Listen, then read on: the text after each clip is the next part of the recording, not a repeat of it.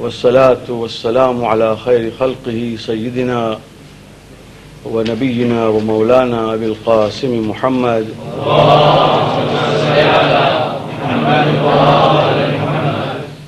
وعلى أهل بيته الطيبين الطاهرين المعصومين. أما بعد، السلام عليكم ورحمة الله وبركاته.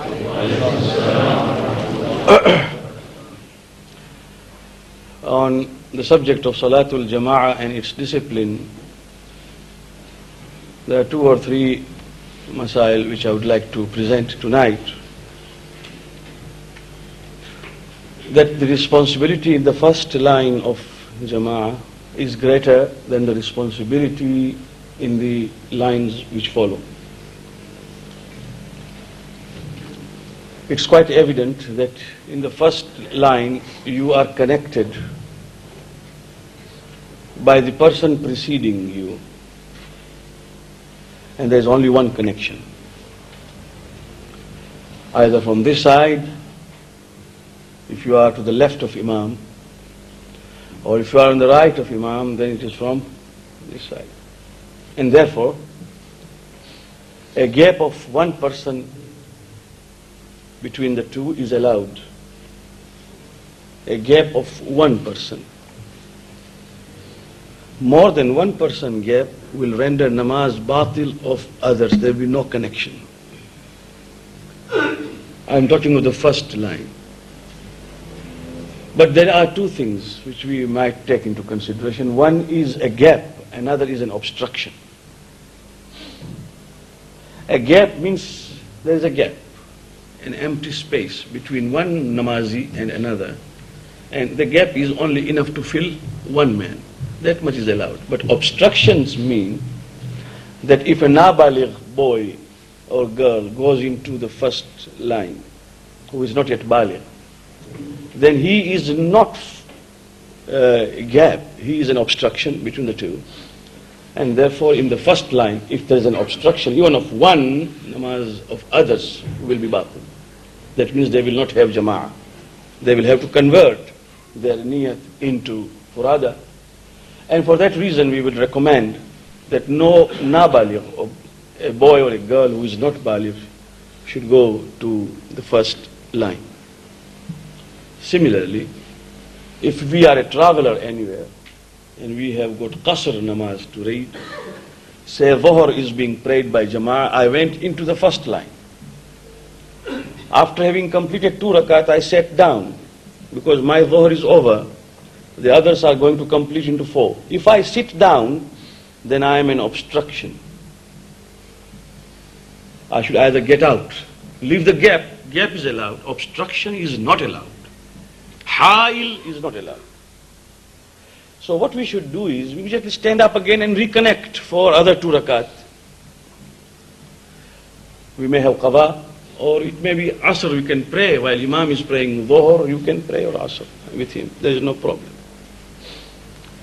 But if you choose to sit down, then we should not connect ourselves in the first line, somewhere in between, obstructing the other salat. We can go at the end of the line, or we can choose second line or third line. There you can sit down if you wish after 2 rakat, because in second line the connections are many. So is in the third line. A connection from the right side, connected from the left side, and also from the front. So you can save your salat because you are connected from 3 sides, even if somebody obstructs, but not so in the first line. Now, when we stand for salat, males must allow a span, one span, distance between 2 feet. Ek length or one balisht, that is the distance. So that we can be said that we are standing. If we allow too much distance, that is not standing as it should be stood in namaz jama'at. Standing must be such. For ladies it is mustahab that both their feet are together. But for man it is mustahab to stand slightly 2 feet apart, not more than one span. And it is mustahab to allow our 2 shoulders to slightly stoop, showing humility before Allah subhanahu wa ta'ala. And our sight must be on sajdagah, so that humility is complete. After having said this, we will temporarily shift to Imam. The one who leads the prayers is called an Imam. And that Imam does not make a niyat that I am leading the prayers. He is praying his own salat. For us who follow him, it is wajib that we make a niyat. That means we understand and we have that much in mind that we are following this Imam. It is not necessary to know his name or his father's name or his family or whatever. Must know the Imam. This may not be understood here, because here we have one Jama'at, Salat, and one Imam. But let us take example of Najaf Ashraf in those days when we went for ziyarat. Inshallah we'll go again and again. There used to be several Salaatul Jama'ah in one sahan. Ayatullah al-Khuyi leads in the mosques, there is no problem. But Ayatullah Hakim marhum used to lead in the sahan. And together with that, there used to be several other Jama'ats. Some started earlier, some started together, some started late. Each mujtahid used to have his followers, and there used to be 4, 5, 6, 7. Sometimes the lines met, because it was one sahan. If a person does not know who he is following, there is a problem. So at least he must know that that is the Imam I am following. So here also, the niyat must be that here is the Imam I am following. And then you will follow. We will make the niyat of Jama'ah. Imam will not make a niyat of leading. Imam will make a niyat of his prayers as if he were praying alone. The conditions for Imam is that if he is leading, if there is a Jama'at for ladies and gents together as it is here, then the Imam has got to be a male. Male can lead both. Jama'ah of male, female, separately or together. But if there is a ladies Jama'at only, then a lady can lead the ladies Namazi Jama'at. That is one. Second thing, that the Imam must know the Masa'il of Salat at least. That he renders his Salat correctly. He is not needed to be an alim or a mujtahid or anything, but at least he should know the Masa'il of Salat. Third thing, that his pronunciations must be correct. According to Ayatullah al-Khuyi, there is no need to be fasih. There is a need to be sahih. Fasih means eloquent. Now, Arabic language as read and recited by an Arab is definitely different from the way we recite. We are not Arabs, for example. We perhaps have not learned the way they recite. This applies to every language. An Iranian, when he speaks Persian, is different from the way there is an accent there, and there is a particular, what we call in Urdu, lahja. So, Ayatullah says that there is no need to be fasih in a sense that eloquent, but there is a need to be sahih. That means it must be correctly pronounced. That means if it is inna anzalnahu fi laylatil qadr, and if somebody comes here and says inna anzalnahu fi laylatil ghadr,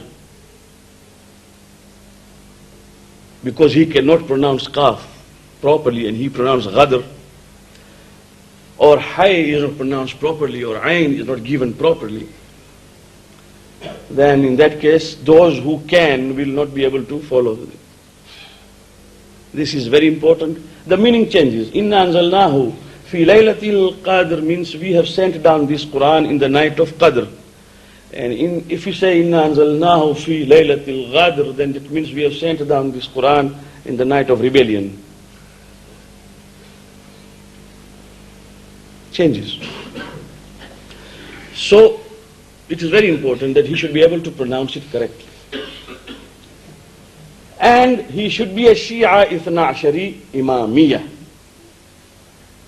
we cannot follow in Jama'ah a non-Shia Nashri.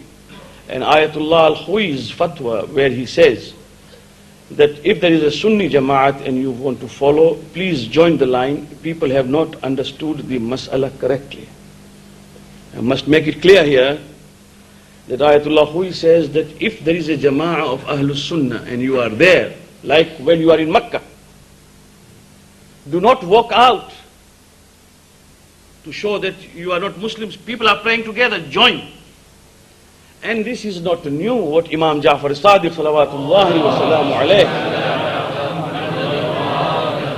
was asked even in his time, that what should we do then? Imam alayhi salam said, stand in the line with them, but read your own qira'at, which I last night explained that in Salaatul Jama'ah we don't read our qira'at, surah and second surah, we don't. We listen. But if you join that Jama'ah, then you will read your surah, both of them. But you will follow the Imam the way he stands and the way he goes to ruku'. That means, in other words, that you are praying furada, but in the Jama'at line, together with the Muslim Ummah. And this is because of this particular very evident reason that Salaatul Jum'ah with a Sunni Imam is not possible, because Jum'ah cannot be furada at all. In Jum'ah, Jama'at is a condition. In a Jum'ah there must be at least 5 people. If there is less than 5, there is no Salaatul Jum'ah, including Imam. Therefore, he has totally refused. He said, the question of Salaatul Jum'ah with non-Shia Nashi Imam is simply out of question. This I say because we all go to Makkah and we all go for Umrah. If Salat is being offered or anywhere here, you can stand in the line, but you will read your Qira'ah. And finally, the prayer, one who leads the prayer must be Adil. Now what is Adil? We have carried things to the extreme, but Adil in Salaatul Jama'ah is a man who is man of probity, and the term used is that we should have his husn zahir. Husn zahir means in appearance, as you know him outside, you haven't seen anything wrong in him. No guna have you witnessed. There is no license given to us to probe into the personal lives of the people. وَلَا تَجَسَّسُوا, or to ask what he's doing at home, how many loaves he has eaten for breakfast today, and also to ask people about him. Do you know, is he straight or crooked? And if you have found that a particular Imam is not Adil in your estimation, it is not wajib at all for you to tell the others. It's not wajib. You may not pray behind. When you come here, and there is an Imam like me whom you consider not Adil, then you will join the line and read Furada. To separate yourself and read alone is a ghibat fi'li. It means it is a ghibat by conduct. There are ghibat of many types. There is ghibat by word of mouth. There is a ghibat by handwritten letter. There is a ghibat by sign language. So there are ghibats of various types. One of the ghibat is ghibat by conduct.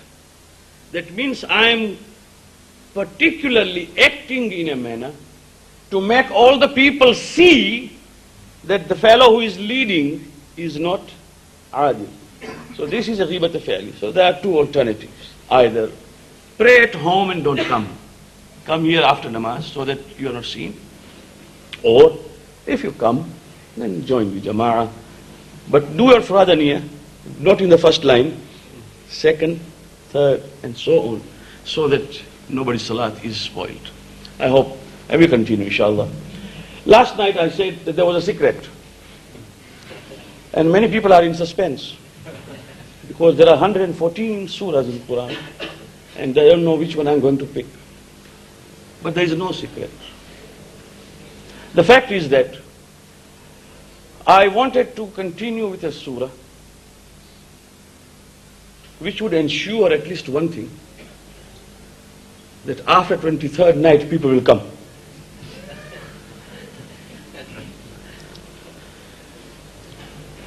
And inshallah they will come.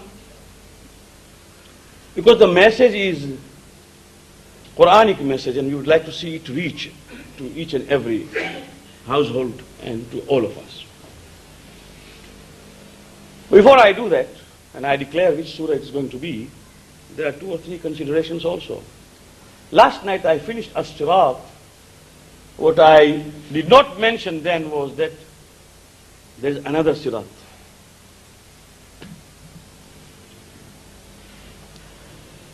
Imam alayhi salam said, As-Siratu Siratan. There are 2 Sirat. As-Siratu fil dunya, was-Siratu fil akhirah. There is a sirat here, a path that we are in search of, the path of Ahlul Bayt, as I have said. But in Qiyamah, there is what is called Pul Sirat or Sirat, which goes over Jahannam. And all of us, without exception, will have to pass over that to be able to go into Bahisht and Jannah. It is a path which will be a test for us.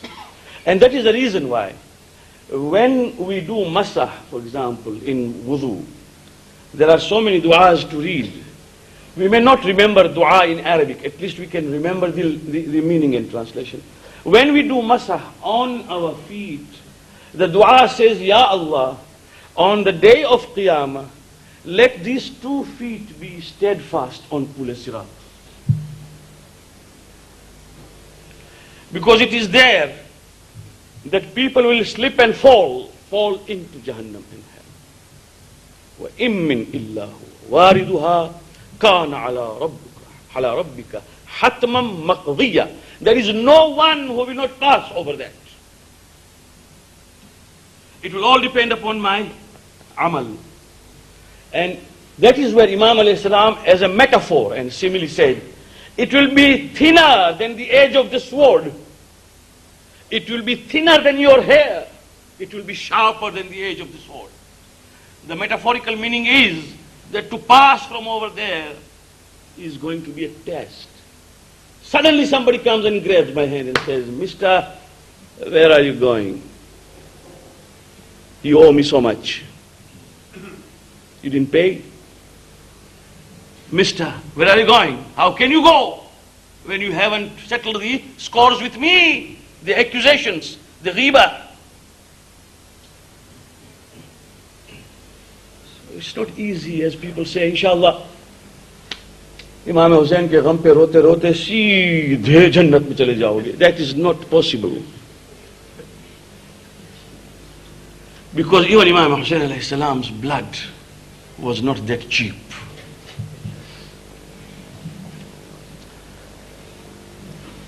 Therefore, our dua must be that we pass from Sirat, insha'Allah ta'ala. The Prophet said, and what a good metaphor is, that when a mu'min will pass, because he had already said that it will be as thin as the hair and as sharp as the sword's edge.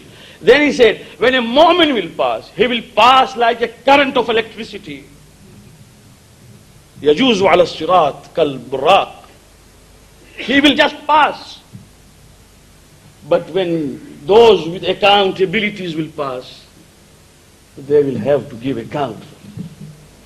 And here, because I said As-Sirat is Ahlul Bayt, I would like to quote one hadith which is unique, reported in kitab which was written against the Shias.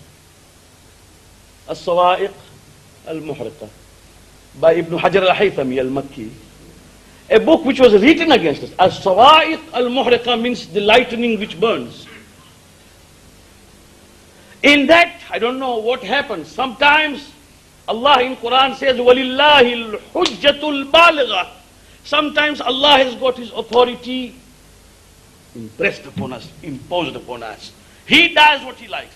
The man, the enemy writes, he says, Qala Abu Bakr radiyallahu anhu. Look at the hadith as it starts. Abu Bakr radiyallahu anhu says, I heard the Prophet say, none shall pass from Sirat without a permission from Ali ibn Abi Talib alayhi salam. He has said this. There must be a permit to pass. Permit of, this permit is got two prints. Dorukha permit. From this side it must be wilayat of Ahlul Bayt. And from this side must be the enmity with the enemies of Ahlul Bayt. It has got to be tawalla and tabarra. It can't be shaitan bhi acha or khuda bhi acha. It can't be doodh mane daima. It has got to be clear cut. And Mawla has said this, that when I will stand there to see that people cross Sirat, I shall be fair. This is what he has said. I shall be fair. And I shall give whatever is due. Pass. Abu Bakr is the Ravi that I heard. There cannot be a better riwayah. So after having said this, I finished this course and we are now coming on the new surah which begins with Bismillahir Rahmanir Rahim, Alif Laam Raa. I won't reveal because there are many surahs which begin with Alif Laam Raa. There are two considerations which I should make clear before we'll proceed with this tomorrow, inshallah. Tomorrow is the night of Kushali. Tomorrow is the night of the victory of Badr, the first jihad that was fought by the prophets. 17th of Ramadan. Tomorrow is 17th night, inshallah. Quran Majid has got these words, these letters, combination of letters. Alif Laam Mim, Alif Laam Raa, Ha Mim Ain Sin Qaf, Qaf Ha Ya Ain Sad, Ta Sin Mim, Ha Mim, Noon, Qaf, Yasin, Taha.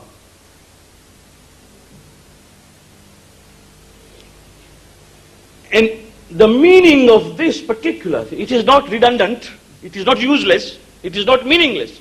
No one knows the meaning of this. Why? Because whenever, remember this is a classified information, which is a relation between Allah and the Prophet direct.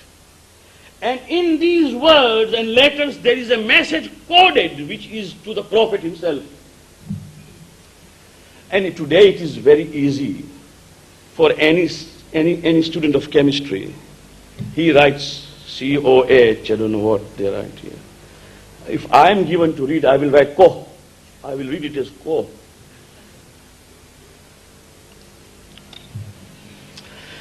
If you ask a simple man what is 2 plus 2, what will he tell you? 4. If you ask a doctor what is 2 plus 2, what will he tell you? It seems 4, but it is good to take a second opinion. And if you ask an accountant what is 2 plus 2, 4, he will take his pencil and say, what do you want me to make out of it? I will do it. It depends upon who you are talking to. You see, but the student of chemistry will tell you that this is this. H2O. It's not Ho. It's a code. And the code is a representative of a fact. And during wartime, codes after codes were written behind even the clocks, behind the watches, and transmitted, decoded, and the work was done accordingly, all in letters. Nobody doubts that. And today we are asking, what is this Alif Laam Mim? The Western people have written that these words, these letters, had some electric effect. People were terrified. That's all. Suddenly the Prophet says, Bismillahir Rahmanir Rahim, Alif Laam Mim. Everybody was terrified. What is that? So it was just only to create terror. But it is not a terror. It has got a message. Ali ibn Abi Talib, salawatullahi wa salamuhu alayh, has said that had it not been this ayah in Quran, which says, يَمْحُ اللَّهُ مَا يَشَاءُ وَيُثْبِتُ وَعِنْدَهُ أُمُّ الْكِتَابِ, Allah erases whatever He likes and allows things to remain established, whatever He likes. And the final book of record is with Him. That means during the life, Allah does erase something, add something. Finally, He knows what is going to be. Like saying somebody's life is elongated, somebody's life is shortened. So, Allahu yamhu ma yasha. Had it not been this ayah in Quran, where the final authority is in the hands of Allah, I would have told you what has happened and what will happen. After having heard Bismillahir Rahmanir Rahim, Hamim, Ain, Sin, Qaf, I knew from the Prophet what has transpired and what will happen till the day of judgment. But I cannot forecast because the final word is that of Allah. So there were people who knew what Hamim, Ain, Sin, Qaf was. Alif Laam Raa. Now, if you collect all these letters, Alif Laam Mim, Alif Laam Raa, as many, Alif Laam Mim, Saad, Taha, Yasin, collect them first, separately. And then delete those which recur. That means if Alif has come twice, thrice, take one Alif and delete the others. If Lam has occurred many times, take one Lam and delete others. And all those letters which recur, you remove. And you will remain with certain letters, naturally. Out of those letters, which remains after removing the recurring letters, there is no intelligent sentence you can make except one. You can try it. And that sentence is, Siratu Aliyin, Haqqun Numassikuh. The Sirat and path of Ali is the truth, and we are attached to it. You can try. There is no other intelligent sentence you can make out of it. So remove the recurrent letters, and the only line you can make out of it is Siratu Aliyin, Haqqun Numassikuh. There is only one Sirat, and that is Sirat of Ali ibn Abi Talib. And we Alhamdulillahi Rabbil Alameen, was salatu was salam.